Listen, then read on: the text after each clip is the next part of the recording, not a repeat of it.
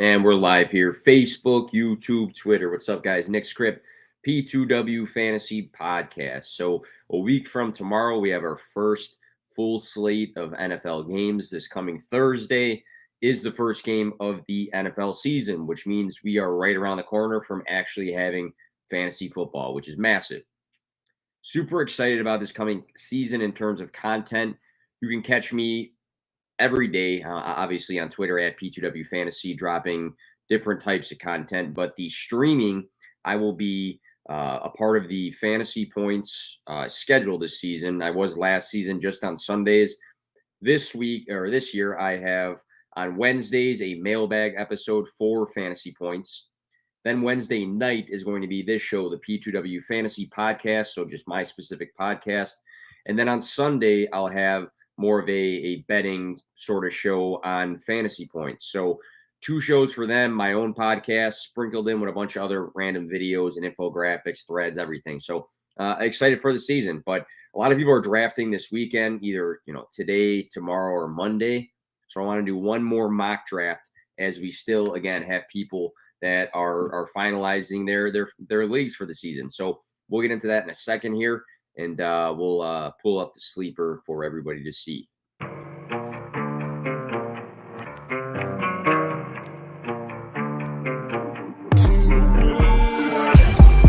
Play to win, no fear to give. I feel but I can't forgive. I go all in this time, yeah, I won't regret. I'll pick the best on trip, they don't understand. I play to win, yeah, I play to win, I play to win. Yeah, I play to win, I play to win. Oh, play to win, I play to win. Yeah, I play to win, I play to win.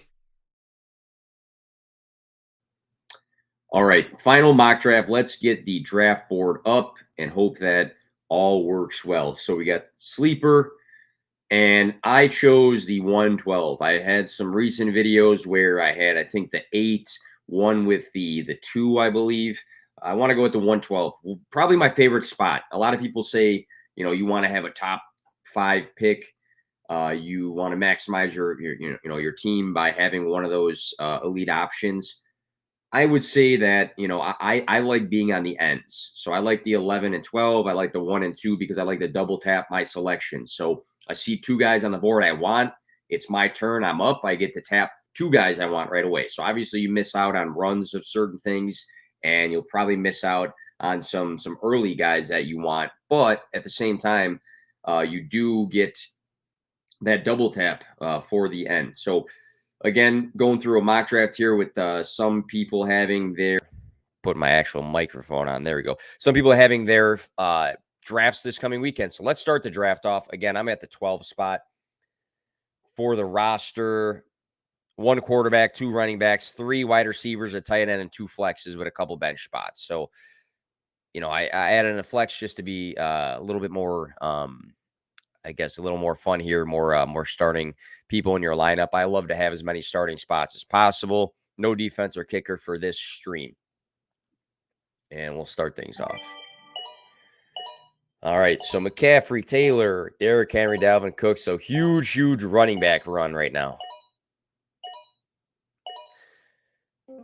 So the one thing that stands out, I would take Justin Jefferson as high as 1-3. And some people will say, all these running backs are going, why would you do that?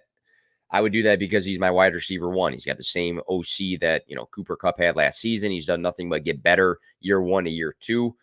Do I have an actual clock somewhere? Maybe not. All right, so I am up on the board. I really like Stephon Diggs. I think that's a consideration. I really like Travis Kelce as well. I don't want to spend that sort of pick. So, of course, I'm going to go with my guy, DeAndre Swift, who, if people were to survey the world, say, name, Nick Script's top 3 guys, he would definitely be one of those guys. And I'll talk about some of the other ones later.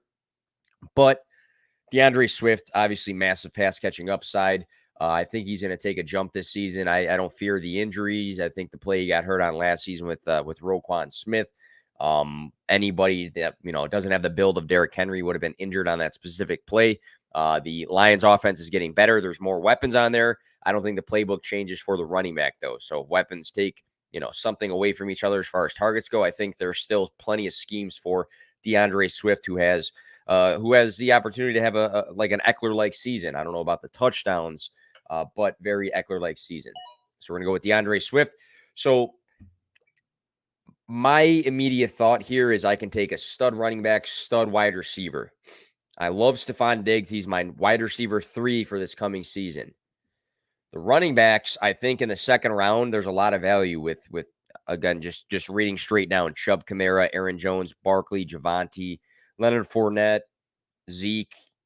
Maybe we can, end it probably at Fournette there for the second round. But 1, 2, 3, 4, 5, 6, 7 running backs, 8 running backs are gone off the board. So if I wait all of these picks until it snakes back to me, I fear that I'm going to, be in a weird spot for the running back position. And I feel like the wide receiver depth is plenty right now. So I'm going to double tap running back.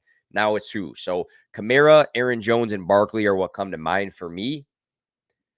I don't think Kamara is going to be suspended this season. It might be pushed off until next season. Aaron Jones could be the wide receiver 1 over in Green Bay. He's got a great connection with Rodgers, but he does have A.J. Dillon's presence. I'm going to go all in on a Saquon Barkley bounce back. I think he's going to have a big chip on his shoulder with the talk that has happened with how his last 2 seasons have went. He's further away from that ACL injury. He was once the dynasty 1 or 2. Let's go with Saquon Barkley. So DeAndre Swift, Saquon Barkley. I like that stack for the running backs.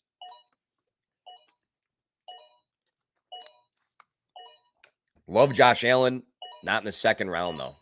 I think about it in the third round maybe, but I don't necessarily want to start my draft with Josh Allen as my second pick. Kyle Pitts. Love that in the third. All right. So running backs. If I would have waited, I could have grabbed a Connor or Monty, ETN, Breece Hall, Jacobs. Dobbins down there is a guy I like. I'm just a little bit worried about what his status is going to be like. I don't mind right now double tapping running back and maybe double tapping wide receiver. So here's what I'm thinking. I love Michael Pittman Jr. Obviously, he had a great sophomore season. Had some good looks in the red zone. An interesting thing about him in the red zone for this coming season is Jonathan Taylor had like 92 opportunities in the red zone this past season. He scored 20 touchdowns, I believe, Jonathan Taylor. What if they, with now their new quarterback, Matt Ryan, good offense, they start passing a little bit more in the red zone? So his touchdown upside might be huge. Plus his target share percentage is going to be massive as well.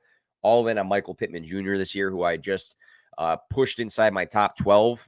Some people have him even higher than I do. So I had him at my, as my wide receiver 12. I'm going to take Michael Pittman Jr. there. So now do I grab my third running back? I don't think I have to. I really like ETN. I really like Breece Hall, but I think I'll be fine missing out on those guys. Do I want to jump on a Lamar, Joe Burrow? I think I should wait there. Tight ends, Kittle and Waller. I'd rather wait. For me, it's either Deontay Johnson or DJ Moore. And Deontay Johnson, I'm really not worried about the quarterback situation. I feel confident in Deontay Johnson's ability on the field to demand a high amount of targets. So regardless who's throwing, I feel Deontay Johnson still is going to be a guy who can see, top 7 targets for this coming season, even with, the addition of Pickens, who I think would just hurt Claypool more. Waddle's interesting, but obviously Tyreek Hill there. I'm going to go with DJ Moore, who I has consistently been a guy over 1,000, over 1,200 receiving yards 3 years in a row. I think he's going to be, obviously the feature point of the passing game. McCaffrey's going to help out with that to draw enough attention. But I love the upside of DJ Moore. I'm not a huge Baker Mayfield fan in all honesty, but I'm a massive DJ Moore fan. So let's double tap running back, double tap wide receiver. So Swift, Barkley, Pittman, and Moore. We'll have to see what falls to us here now. Had a feeling running back was going to get thin. And we'll see what we got rolling. All right. So Jalen Hurts is a consideration right now. I think he can be the QB1 this season. I have him as my QB3. Definitely a consideration. Elijah Mitchell, I think, should be back on track to be ready week 1. That's a consideration. A.J. Dillon is a consideration as well. Wide receiver-wise, Robinson's not a bad pick. Godwin, I don't know when he's going to be 100%. Michael Thomas is a huge polarizing player. Might want to reach. I almost wonder if I double tap running back again. Tight end, Schultz, I think, is a good pick. Do we need Schultz right now, though? I think I am going to maybe we experiment and double tap running back again. You know what? Let's go with AJ Dillon. Let's go with AJ Dillon. I think Aaron Jones is going to be a great running back this season. I think Aaron Jones is going to be a top 12, maybe top 10 running back this season just because of PPR leagues in the passing game. But talk about a guy, if he had all the work, probably being locked in as a top 10 running back. So I'm going to go with A.J. Dillon, who I think is going to get a lot of carries this year. Maybe the Packers are more of a run, not run first, but run heavy team just because they have two absolute studs and their pass catching options are kind of weak. So Dillon provides me some depth at the running back position is my third running back. I don't hate that at all. Do I grab Schultz? Do I grab a wide receiver? I could go another running back. So this is a little bit of a dilemma right now. So thinking about it. Let's go. I am going to go for this one. And it might be a reach. But I'm going to go with Darnell Mooney, who is going to be hyper targeted, I feel like, in this Bears offense. Darnell Mooney had a couple games above 120 receiving yards last season. I got my Bears hat on, so maybe a little bias there. And I really like Justin Fields as a quarterback. So I'm going to go Darnell Mooney here for a little bit more upside for my wide receiver position. I think Allen Robinson's a great consideration as well, but I think Mooney is just going to be forced into volume. So I'm going to go with Mooney here. Thought about going Mitchell and just stacking running backs. But at this point, I think I'm just like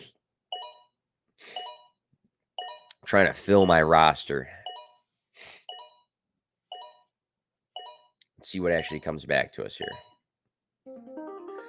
All right. So I don't have a quarterback yet. Don't have a tight end yet. I would love Kareem Hunt as some depth. I love Edmonds as some depth. Wide receiver wise, probably going to pick Elijah Moore just because that's my dude. Tight ends, do I grab Kmet? I don't think I need to this early. So I think I'm going to go for starters. I really like Edmonds this year. Edmonds is a guy I'm extremely high on this year. Will he make it back to me, though? I'm not sure. Surprised Dameon Pierce was not drafted in the first round. Got to go with Elijah Moore. Just a guy who I think is used to handling volume. Obviously, his last year at Ole Miss, he had a shit ton of volume. Balled out with 4 different Jets quarterbacks last year, which is a good sign because it might be Flacco at the beginning of the season. It might be Zach Wilson at the beginning of the season. So him, I know Garrett Wilson's there, and Garrett Wilson's a good prospect, but I feel like Elijah Moore is literally that dude. Just, out of that window we saw last season where he was the wide receiver 2 for 5 weeks of football for fantasy. So let's go with Elijah Moore there. Now I debate. I think I can wait on tight end.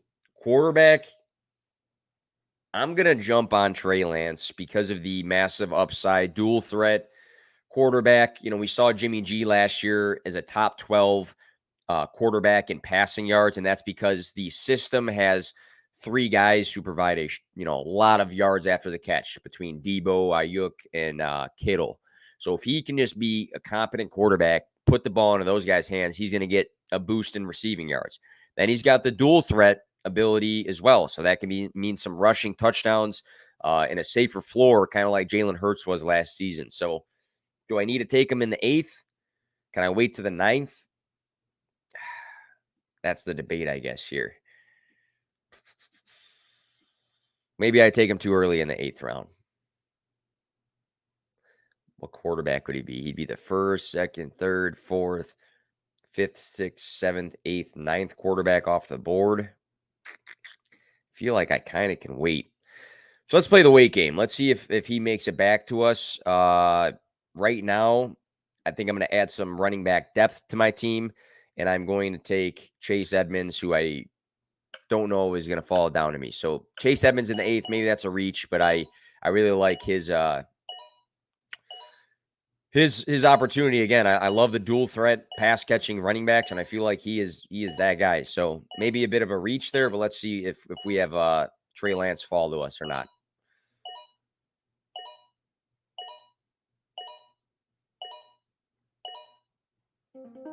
And we do. So Trey Lance, I almost took him in the 8th. You have some risks. So you may have said to me, like, why take Chase Edmonds, at that spot when you need a quarterback in your starting lineup? And I might say, well, if you look at the running back room when it came back to me, Michael Carter, James Robinson, Madison, Hines, Henderson, like I like some of those guys, but now it's very different where I just took a starting running back in a fast-paced offense that I think is going to have a top 25 season. Maybe it could be a top 20 running back. We'll see. So that's the reason there. And I still got some depth at quarterback. Like I wouldn't mind having Kirk Cousins. I really wouldn't. I'm going to go Trey Lance here in the 9th round. I like that upside. I'll probably make sure I take a bench quarterback just for some safety. Wide receivers, don't like Claypool. Wilson, I already got Elijah Moore. I do like Kadarius Toney a lot. I don't feel like I'm missing out a ton here. And in the 10th, maybe it's a reach. I already took Mooney. Do I take Pat Freiermuth? I don't know if Cole Kmet is going to fall to us or not. Check out our roster. Obviously, you need a tight end. Already got 1, 2, 3, 4 wide receivers. Let's reach on Kmet. I think my Bears bias is showing, but he's going to have a massive target share this coming season. I think he's a huge breakout. Freiermuth, and then Gesicki just went. So would Kmet have fallen all the way down there? I don't think so. I think he would have been picked, especially seeing these two guys go. So if I like Kmet, I had to pull the trigger in the 10th because there was, after Kmet, 1, 2, 3, 4, 5 different tight ends just went. So I would have been in a bad spot. I would have had to pick David Njoku's a flyer, athletic tight end. Maybe that would have been okay. But so let's look at my roster construction. Swift, Barkley, that's 2 running backs, 3 running backs, and Dillon, 4, and Chase Edmonds. So 4 running backs, 1, 2, 3, 4 wide receivers. So I can use some wide receiver depth here. Look at Dubs, Romeo Dubs. I'm probably going to go, do I need a running back anytime soon here? I can wait. I think I got some decent depth. I got 4 running backs. I only need to start 2. That's fine. I think I'm going to go with just 2 of my guys, and they're right here. So Devante Parker, massive 2019 season. He had some top 20 weeks in 2021. I think he provides more receiving yards and touchdown upside than anybody on the team for the Patriots. And they did make a move to go and get him. They didn't have to spend a lot, but knowing that the Patriots wanted him, he has a chance to be the wide receiver 1 there for fantasy. So all the way here in the 11th round, we're just hoping he stays healthy. I'm going to go with Devante Parker. Michael Gallup's not a bad pick just to like stash on my bench as the number 2 there. But I'm going to take the Commanders number 2, and I take him every draft. Maybe it's early to take him, but I love Johann Dotson. I love what he did at Penn State, 98.5 yards per game. He was very, very high on the rankings list for college football in terms of his receptions, receiving yards. Graded out very well in reception perception by Matt Harmon. I think he's got a nice opportunity. He's been killing it this camp. This is a first-round draft pick as well. I think people forget that he was drafted 16th overall. Let's take him. Just sticking with my guys. See, like some of these picks, I mean, I like that Gallup pick. Dubs, no, I don't want Gage. I don't like Christian Watson. I don't like Rondale Moore. So might as well go with the guys you actually want to roster on your team. So we got 2 more picks. This is going to be my final 2 picks here. So probably 2 flyers, right? Or should I go quarterback, tight end? Interesting. Where's the quarterback at? Goff. Where did Winston would have been a guy I would have definitely taken. I think he's going to have a nice season. Big time sleeper quarterback right there in Jameis Winston. Mac Jones, Matt Ryan, kind of nasty. Watson's may not play at all. Don't like Baker, don't like Pickett. Tanny's not a terrible option. Daniel Jones, people might hate on him, but have some rushing upside. Jared Goff, people might hate on him, but the system is better than people want to give credit for. So running backs, I think I'm good. I mean, maybe I'd take a handcuff at some point. There's some on this list that are handcuffs. Mostert's interesting because he's back with his old OC. Wide receivers. There's a guy I want there. Tight ends. Do I take a tight end to have in case of, case Kmet is not scoring the way I want him to? Let's go with, so I'll go on this rant as soon as I make this pick, but we're going to go with Nico Collins, who I think can see 100 targets on the Texans. And I'm going to go on a quick spiel here because it's my last pick. Fill your bench with upside. Like, there's so many, safe picks on here. Like, I don't know. Even McKenzie might have some good targets this year. Watkins, you can say, is going to have a good role. I mean, we can grab a backup tight end or a backup quarterback, but let's say Kmet's fine. Whatever his bye week is, 14, and Lance is 9. So I have 9 weeks to figure out on my bench who is a good option and who is not a good option. So draft high upside on your bench, because if one of those guys on your bench pops off, that's going to be more useful to you than your backup quarterback that you won't need until week 9, if that makes sense. Draft high upside on your bench, take flyers late, figure out the rest, afterwards. You don't need to just always have a backup tight end that you might not use, like for me, until week 14. So I went with the upside of Nico Collins. I'm going to go to grab another wide receiver with some upside, and I will go with, for me, it's either Osborne, Wan'Dale Robinson, or Joshua Palmer. 3 guys with big upside. Probably going to go with, I'm going to go with Wan'Dale. Seeing Daboll, the new head coach, loved to utilize the slot. Maybe that's more of a Josh Allen thing. While he was in Buffalo, Wan'Dale Robinson is that Buffalo. Is that New York slot wide receiver. So looking at my team, Trey Lance, DeAndre Swift, and Saquon Barkley at the running back positions. Love that. Michael Pittman Jr., DJ Moore, Darnell Mooney as my wide receivers. Mooney pick is my kind of, I don't know if I should have done that sort of thing, but I always have Elijah Moore in my flex that I can put in that spot and see what's going on with Mooney. Cole Kmet, who I think is going to have, a very